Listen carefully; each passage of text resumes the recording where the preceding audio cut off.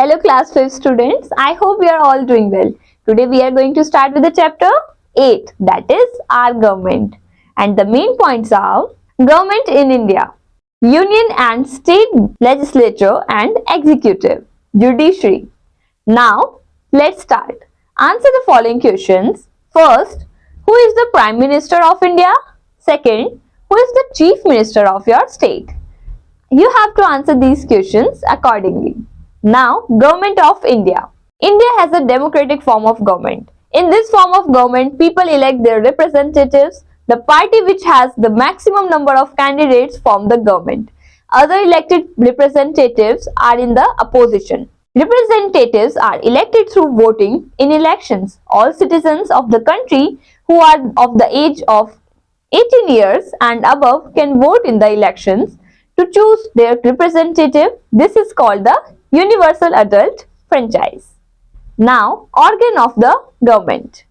In our country, there are three organs of the government: legislature, executive and judiciary. Legislature.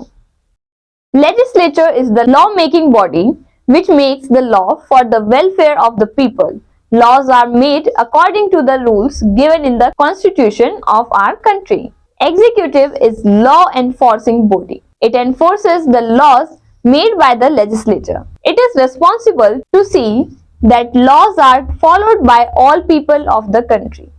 Judiciary is responsible about interpreting and the law made by the legislature.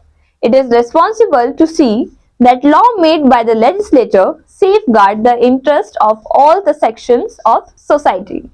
It also sees that laws are followed by the people. Federal structure. India is a vast country with a big population. It has 28 states and 8 union territories. It is difficult for the government at the center to solve all problems sitting at one place. So, the Constitution of India has divided the work of administration between the center and the state. The government at the center is called the union government and the government in the state is called the state government. To prevent any conflict between center and state, the Constitution of India provides a separate list of subjects for the center and the state each. So, we can say that India has a federal structure of government with clear division of power between the union and the state government. A third list of subjects is called the concurrent list. Now, union list. The union list of subjects is important for the whole country. Only the union government has the power to make laws on the subjects. Some of the subjects included in the union list are defense, finance, foreign affairs, international trade, etc. State list. The list of subjects on which only the state government can make laws is called the state list. Some subjects included in the state lists are laws and order, public health, sanitation and drainage, etc. Concurrent list. A list of subjects on which any of the state or central government can make laws is called the concurrent list. For example, economics and social planning, labor, education, etc. come under the concurrent list. Union and state legislature. The central legislature is also called the parliament. The Parliament of India has two houses, the Lok Sabha and the Rajya Sabha. The Lok Sabha is also called the House of People or the lower house of the Parliament. The Rajya Sabha is also called the Council of States or the upper house of the Parliament. Members of both houses are called the Members of Parliaments, MPs. The state legislature is called the Legislative Assembly. All the members of the Legislative Assembly are called the MLAs. Most of the states have only Legislative Assembly or the unicameral legislature, but some states like Bihar, Maharashtra, Karnataka and Uttar Pradesh have the bicameral legislature. The other house is called the Legislative Council. Members of the Legislative Council are called the MLCs. All the members of the Parliament and the members of Legislative Assemblies of states elect the President of India for a period of 5 years. In each state, there is a governor who is a link between the center and the state. In each union territory, there is a lieutenant governor appointed by the President of India who looks after the administration of the union territory. The union territory of Delhi and Puducherry have their own legislature also. You can see in the pictures the parliament, the Lok Sabha and Rajya Sabha. Now, power of legislature. The Parliament of India has many powers. It can make laws on important subjects of national importance and it also controls all the financial matters of the country. It can amend the existing laws also. The Lok Sabha can be dissolved by passing the no confidence motion.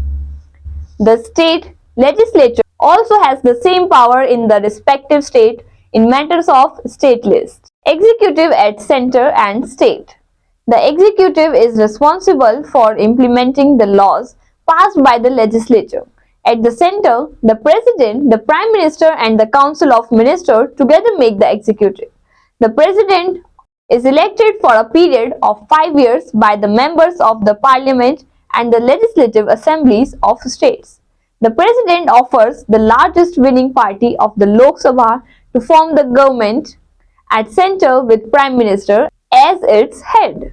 The Prime Minister then chooses other ministers. If one party is not in a position to form the government, more than one party come together to form the government. This is called coalition government. The President is the head of the state or country. The Prime Minister is the head of the government. The state government is also formed in the same way as the union government. The governor, the chief minister and the council of ministers together form the state executive. The governor is the head of the state. He or she is appointed by the president. The chief minister and the council of ministers inform the governor on important issues and give him or her advice. Now, judiciary. The judiciary is one of the three organs of India's democratic government. The judiciary has to interpret laws made by the legislature. It also has to see that the laws made by the legislature are safeguarding the interests of all sections of the society. It also sees that no one goes against the law. It consists of the chain of court from district and the state level to the central level. The Supreme Court of India is the highest court at the country. It is in New Delhi. The Chief Justice of India is the head of all judges in the Supreme Court. The High Court is the highest court at the state level. It is headed by the Chief Justice. The district courts are parts of judiciary at the district level. The district judge is its head. According to the Constitution, judiciary is an independent organ. All courts are controlled by the Supreme Court of India. The judges of the Supreme Court and the High Court are appointed by the President of India. If a person is dissatisfied by the behavior, activities, etc. of some other persons or if his or her fundamental rights are denied, he or she can go to the court to get justice. Lawyers are there to present the case of the people before the judge. The judge hears the case and gives the judgment. If the person is not satisfied by the judgment, he or she can move to the higher court. The judgment of the Supreme Court is final. Now the valued fact, we should follow the laws made by the legislature. Awesome fact, some people become violent and they break the law. Now let's learn the new words. Federal, cooperative relation between center and the state. Unicameral, having only one legislature. Bicameral, having legislative assembly and the legislative council also. Coalition, mixed. Now let's remember, in a democratic form of government, people elect their representatives and form the government. Legislature, executive and judiciary are the three organs of government in our country. Legislatures are made in the center and at the states. The legislature passes laws for the welfare of the people. Executive implements the law passed by the legislature. Judiciary in an independent organ which interprets the law. I hope you all like this session. Now we will meet in the next class. Till then, bye-bye.